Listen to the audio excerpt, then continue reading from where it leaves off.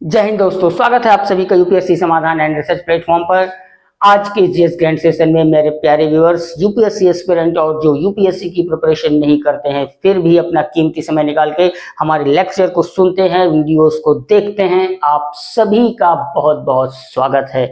आज के GS grand session में हम लेकर के आए हैं हाल ही में लीक हुए यूजीसी नेट और नीट पेपर से संबंधित बनाए गए नए विधेयक के बारे में। हम इसको समझेंगे विस्तार से और जानेंगे क्या है पूरा मामला, और इस विधेयक को लाने के बाद क्या वास्तव में पेपर लीक होने की जो समस्याएं आती रही हैं वो समस्याएं अब समाप्त होंगी, पेपर अब निष्पक्षता से कराए जाएंगे या नहीं।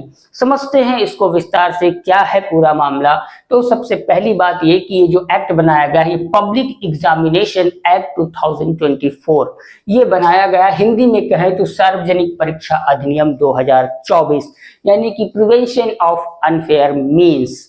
इस एक्ट को पूरे देश भर में लागू किया गया है, और लागू किए जाने के पीछे का जो कारण है वो नीट और यूजीसी नेट के पेपर को लीक किया गया, जिससे पूरे देश के बच्चों में इस घटना को लेकर के बहुत ही गुस्सा है, आक्रोश है, और वे लगातार इसकी जांच की मांग कर रहे हैं।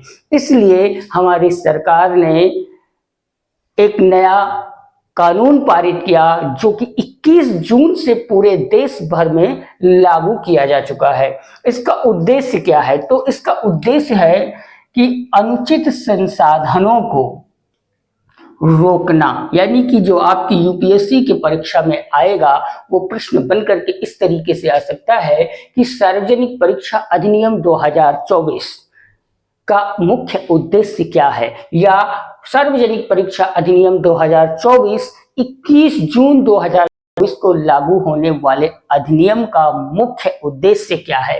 तो इसका जो आंसर होगा वो आंसर होगा अनुचित साधनों को रोकना, यानी कि परीक्षा में ऐसे जो भी अनुचित संसाधन हैं या साधन हैं उनको रोक करके निष्पक्ष रूप से परीक्षा को कराया जाना, ये है इसका पूरा मुद्दा। और दूसरी बात ये कि फरवरी में ही संसद में एक बिल पारित किया गया था, एक कानून बनाया गया था जिसके अंतर्गत कि 3 से 5 साल की सजा का प्राविधान किया गया था, और यदि धोखाधड़ी की जाती है या ऐसा कुछ अपराध, धोखाधड़ी से संबंधित अपराध सामने आता है तो उसमें 5 से 10 साल की सजा और मिनिमम 1 करोड़ रुपए का जुर्माना होगा। और इस तरह की गतिविधियों में यदि कोई संस्थान लिप्त पाया जाता है तो उस संस्थान की संपत्ति को जब्त कर लिया जाएगा, और साथ ही साथ परीक्षा का जो आनुपातिक खर्च है उसका भी वसूल किया जाएगा। यानी कि जो इस तरह की गतिविधियों में लोग शामिल हैं उन लोगों को, साथ ही जो संस्थान इस तरह की गतिविधियों में शामिल होता है, इन दोनों के लिए कड़े प्राविधान बनाए गए हैं। दूसरी बात यह है कि इनमें किन किन चीजों को रोका गया है, किन किन चीजों के ऊपर प्रतिबंध लगाया गया है, तो वे हैं अनुचित संसाधनों या प्रश्न पत्र या फिर उत्तर कुंजी को लीक करना, यानी कि पेपर शॉर्ट करके जो आंसर की होती है उस आंसर की को लीक करना, या फिर प्रश्न पत्र यानी कि क्वेश्चन पेपर को पहले ही लीक कर देना। दोनों तरह के चीजों पर रोक लगाया गया है। साथ में अनुचित संचार के माध्यम से मदद करना, यानी कि फोन, मोबाइल फोन, कैलकुलेटर या कोई भी ऐसा मशीनरी सिस्टम जिसके माध्यम से किसी का अगर मदद करते हैं तो वह भी अपराध के अंतर्गत आता है। साथ ही कंप्यूटर नेटवर्क या संसाधनों से छेड़छाड़ करना, वे कंप्यूटर नेटवर्क जिनको परीक्षाओं में शामिल किया गया है, यदि उनके साथ किसी तरीके की कोई छेड़छाड़ की जाती है या उनसे संबंधित किसी प्रकार के संसाधन में छेड़छाड़ की जाती है तो भी इस सजा का, इसके अंतर्गत सजा का प्रावधान किया गया है।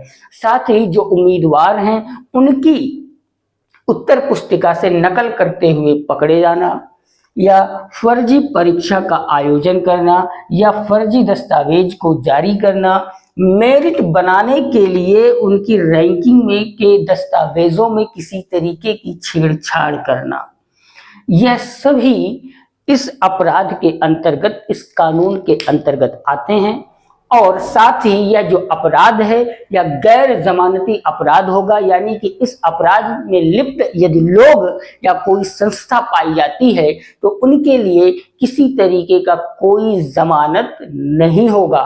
साथ ही इस तरह की घटनाओं की जांच कोई भी जो पुलिस अधीक्षक है वह या उससे नीचे स्तर का कोई अधिकारी या उसके सहायक जांच कर सकते हैं। आवश्यकता पड़ने पर केंद्र सरकार किसी भी बड़ी जांच एजेंसी को भी जांच के लिए जिम्मा सौंप सकती है।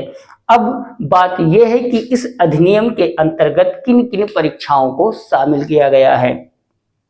तो इस अधिनियम के अंतर्गत यूपीएससी यानी कि संघ लोक सेवा आयोग, एसएससी यानी कि कर्मचारी चयन आयोग, रेलवे की परीक्षा, बैंकिंग की परीक्षा और एनटीए के द्वारा आयोजित की जाने वाली सभी कंप्यूटर आधारित परीक्षाएं, यह सभी इसके अंतर्गत शामिल की गई हैं।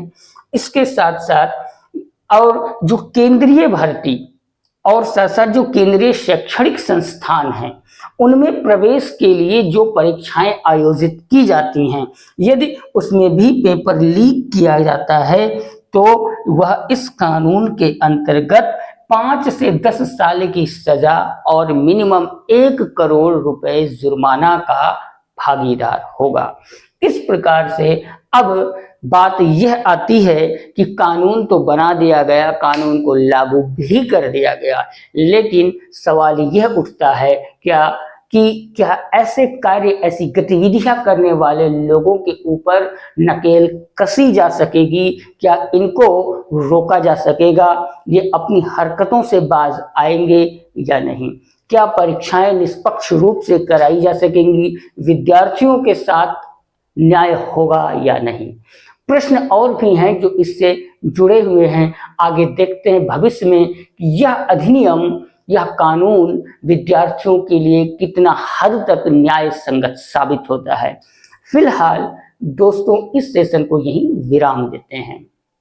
तो मेरे समझ में आ रहा है कि शायद आप सभी लोग इस कानून को अच्छी तरीके से समझ गए होंगे। तो सावधानी है, सावधान रहिएगा। वे सभी अपराधी जो इस तरीके की गतिविधियों में संलिप्त होते हैं और वे सभी संस्थान, इसलिए ऐसा कोई भी कार्य ना करें जिससे भविष्य में आपको इस कानून के अंतर्गत कटघरे में खड़ा किया जाए।